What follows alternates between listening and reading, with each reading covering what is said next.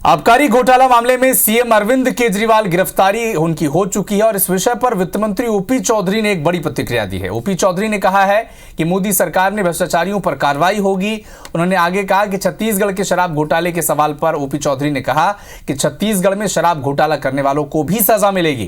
कांग्रेस सरकार के दौरान प्रदेश में 2000 करोड़ रुपए का शराब घोटाला हुआ है, जिसे लेकर ओपी चौधरी से खास बातचीत की हमारे संवाददाता सौरभ सिंह परिहार ने। आबकारी घोटाले मामले में दिल्ली के मुख्यमंत्री अरविंद केजरीवाल को गिरफ्तार कर लिया गया है और इस वक्त मेरे साथ जो है छत्तीसगढ़ के वित्त मंत्री ओपी चौधरी जी हैं।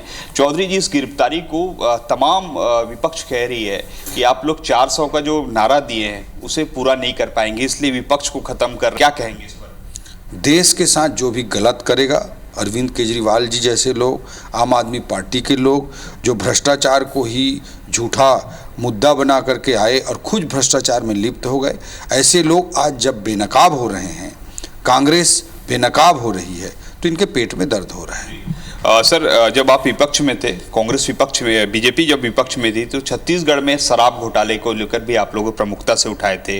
अब इस पर क्या कार्रवाई हो रही है? 2000 करोड़ का एक नॉर्मल आकलन की कैलकुलेशन ईडी ने प्रस्तुत किया, बट मैं मानता हूं कि कई हजार करोड़ का घोटाला था और उसी के बदौलत छत्तीसगढ़ को एटीएम बनाकर गांधी परिवार के जेबों को पर पैसा भरने के आधार पर भूपेश बघेल जी की कुर्सी 2.5 साल से लेकर के 5 साल तक चली। आज जब वो एक्सपोज हो गए हैं, जब सारी चीज़ें सामने आ गए हैं, ईडी अगर कोई केस बनाती है तो जाकर के न्यायालय में प्रस्तुत करती है, साक्ष्य प्रस्तुत करती है। उन साक्ष्यों को जज सुनते हैं, कोई भाजपा का या किसी पार्टी का व्यक्ति नहीं सुनता है, उसको न्यायालय में न्यायाधीश सुनते हैं, उसके बाद निर्णय होता है। तो सारे साक्ष्यों के साथ किस तरह की प्रॉपर्टी जब्त हुई, किस तरह के कैश जब्त हुए, किस तरह के गोल्ड जब्त हुए, उसके साथ ईडी पूरी तरह से न्यायिक प्रक्रिया में काम कर रही है। और मैं मानता हूं कि छत्तीसगढ़ में भी शराब घोटाला करने वाले लोगों को इसकी सजा जरूर भुगतनी पड़ेगी। छत्तीसगढ़ में जो आबकारी घोटाला हुआ था उसमें पूर्व सीएम भूपेश बघेल भी संलिप्त थे।